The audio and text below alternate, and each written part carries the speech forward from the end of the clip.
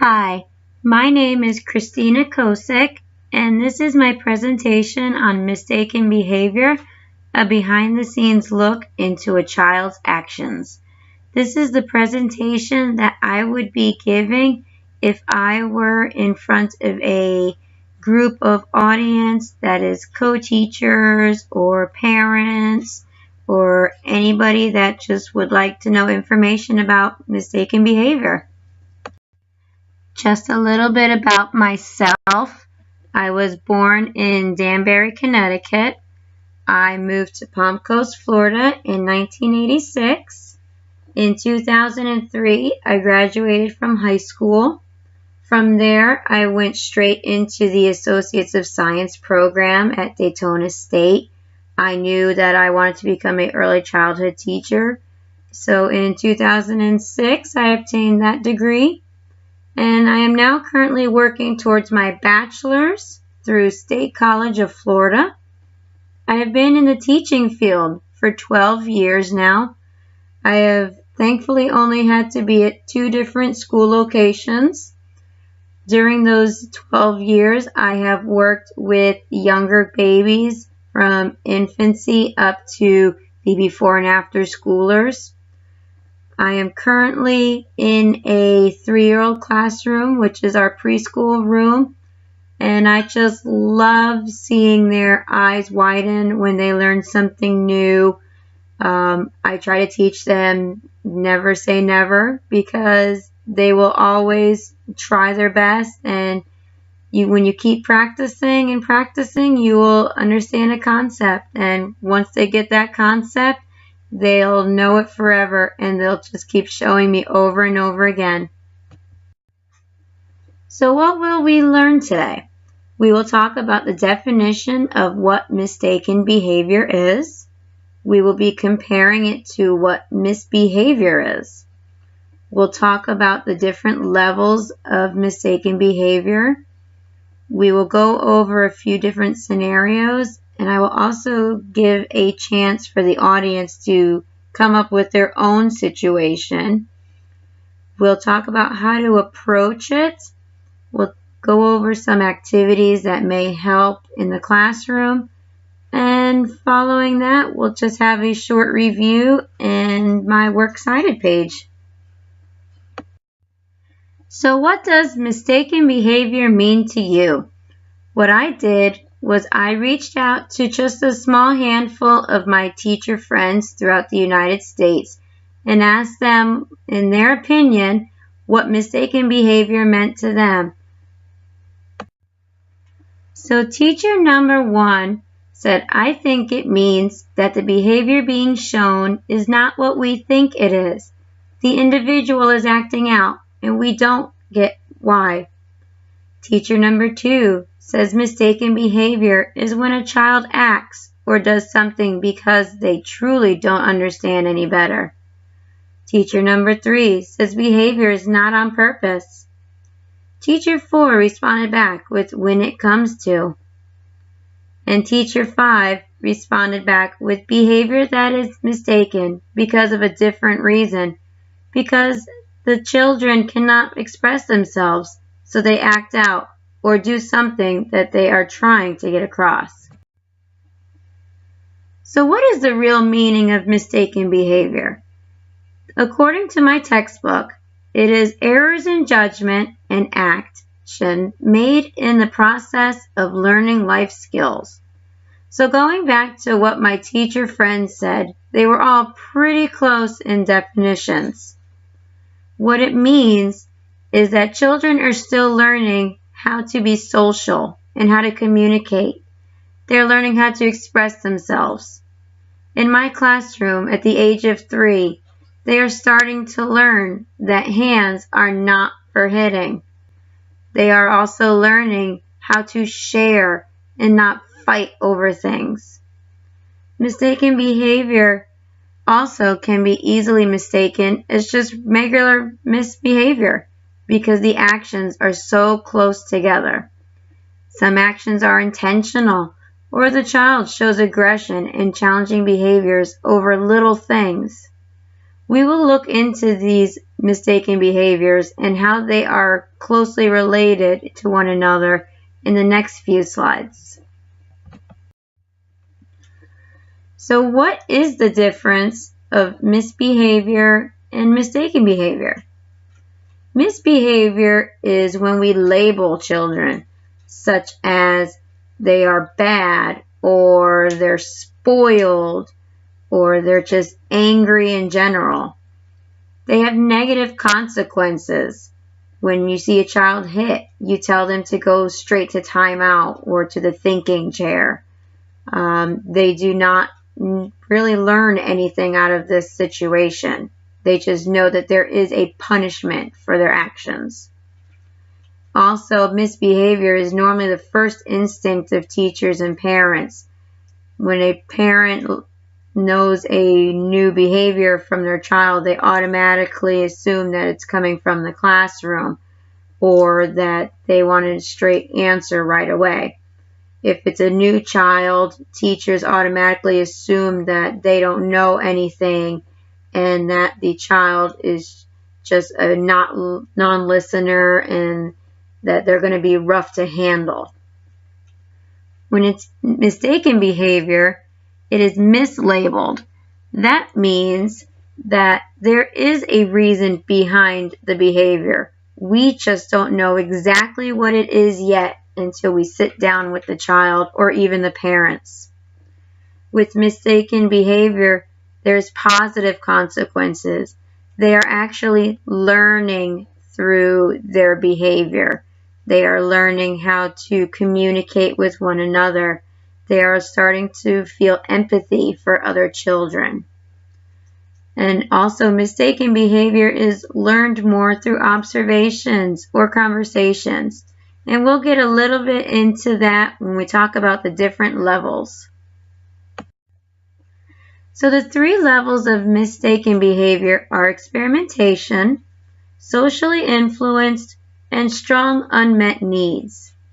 When it's an experimentation level, it's when the children desire to explore the environment and engage in relationships and activities. These are called the encounterers. The second level, socially influenced, is when children desire to please and identify with significant others. Mistaken behavior 3 is the inability to cope with problems resulting from health conditions and life experiences. Those are called the survivors. Level number 1, experimentation. There are 2 types of motives behind this level, involvement and curiosity. Involvement is when a situation involves causing it to get out of hand, such as a fight over a toy or the best friend scenario from earlier. The curiosity motive is when the child starts a conflict just to see what happens. They want to push our limits, so to speak. An example of level 1 involvement, again, children fighting over a toy. That is pretty much the basic to that one. Curiosity, when you have a new child in your class and it is time to go inside. The child looks at you, laughs, and runs the opposite direction. They're pushing their limits. They want to see exactly what you will do and what you will say to the situation. Level number 2 is socially influenced. This involves people and also media. It involves family members, such as parents, siblings, cousins, aunts, uncles, grandparents. It involves adults in general, such as family member friends, your neighbors, co-workers. It also involves us teachers and classmates. The children are with us for 8 hours a day, so we have a big influence on their behavior. This is why we need to be role models for them. They're influenced by their friends within the classroom and outside of the classroom. And lastly, the media, television and movies. If a child is watching SpongeBob, and they think the actions that he's doing is funny, they will bring it to the classroom. Same thing with movies. An example of level 2 is when a child is watching wrestling with the father. When the child goes to school, he plays wrestling with the other boys. They think it's okay because they see nobody gets really hurt on TV, so they don't think anything of it. Also, when the parents are telling the children that wrestling is fake, they go to school and start thinking that when they start making wrestling moves, nobody will get hurt also.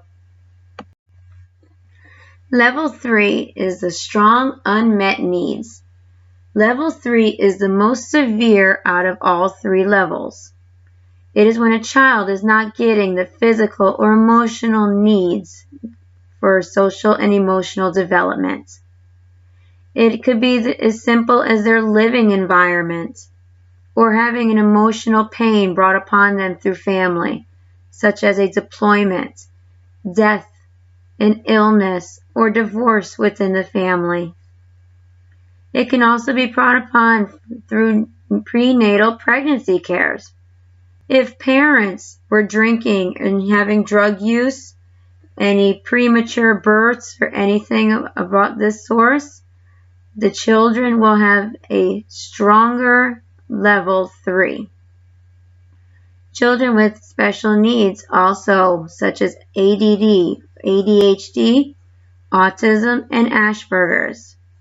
These children are more or less brought upon through high level of energy. If they get overstimulated or are around loud noises, they start to panic a little bit. So it is our job to make sure that these children receive the needs that they get. An example of level 3, again, is a child and their family has to move because they're in the military. They were, however, close to their cousins and family members, but now they're states away and they do not know when they will see them again. This closeness actually is a very hard one to deal with, especially when it comes to family members. So let's go ahead and test your knowledge. The first scenario is a 3-year-old girl named Sally comes in smiling every day. However, this past week, you will see a change in her behavior. She is getting in the other children's faces and yelling at them, saying, "You're not my best friend. I don't like you, and I hate you."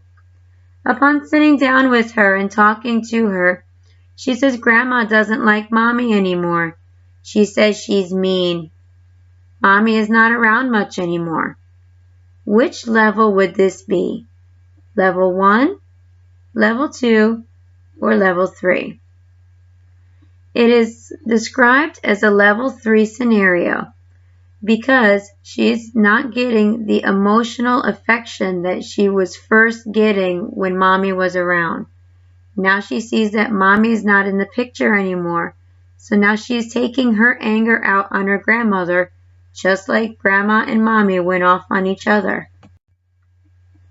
Scenario number 2 is when you have 3 children playing in a dramatic play area. One little girl, Caitlin, is rocking her baby to sleep, while Mary is cooking and Barbara was on the telephone. Caitlin puts her baby in the crib and walks away.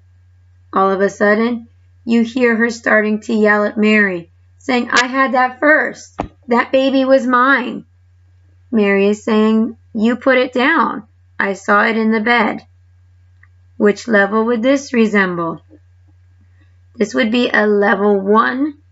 It is a very mild situation. However, the children do not know how to work things out on their own. This is when a teacher may step in, ask what the problem is, and see if they can offer some assistance to where the children will work it out on their own.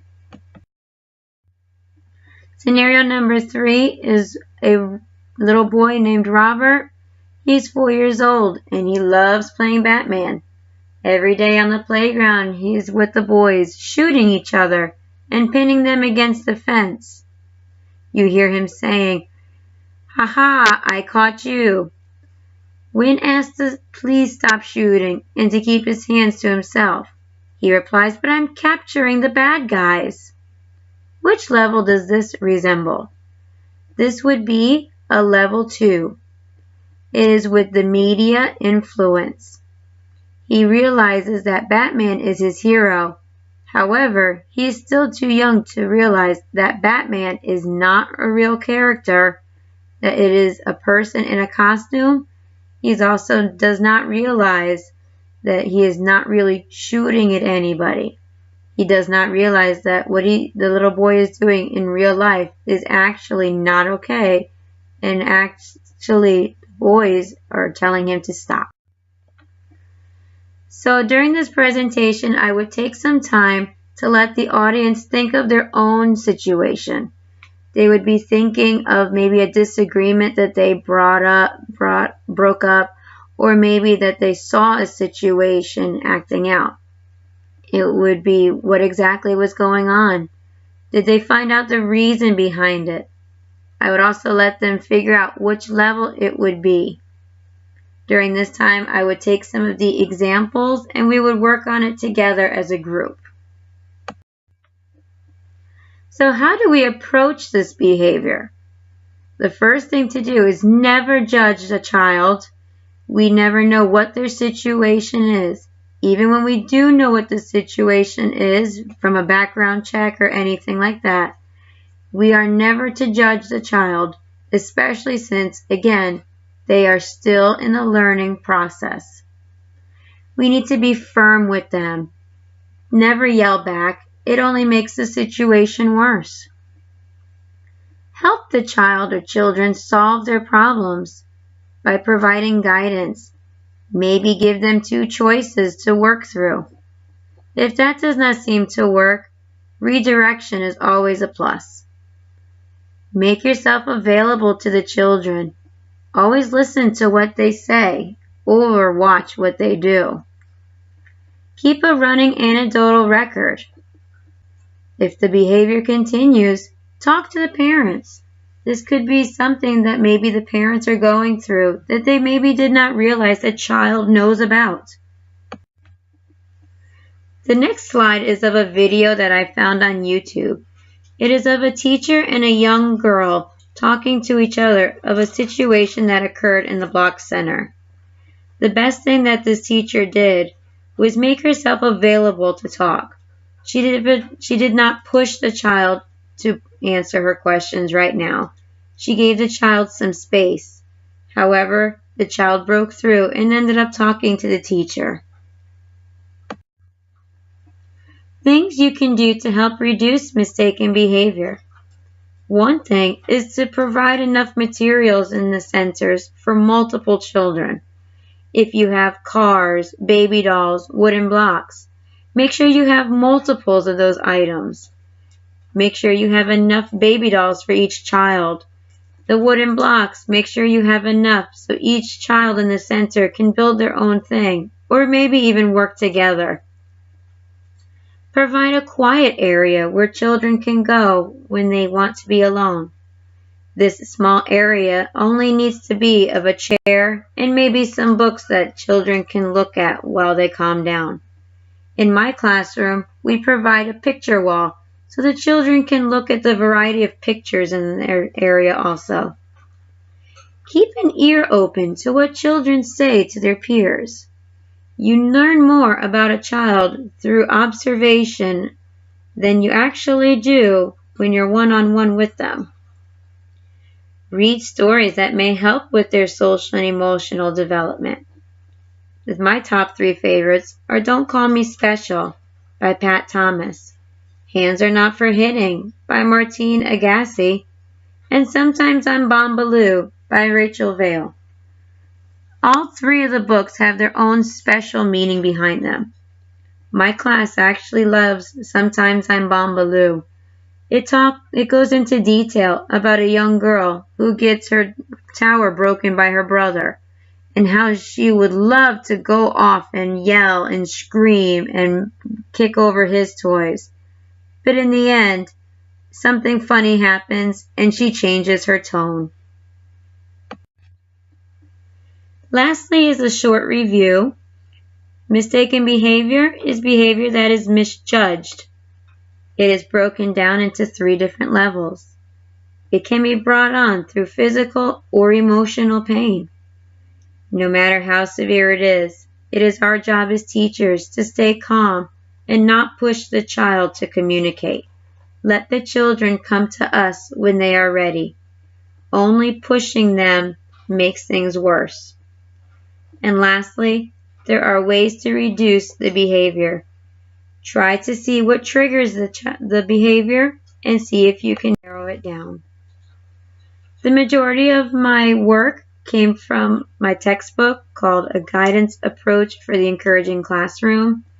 I also looked through YouTube for some videos on children working through problems. The scenarios actually are things that I have dealt with throughout my teaching years, and I actually learned a lot just by going through this scenario. I hope that you enjoyed this video presentation and have a good night.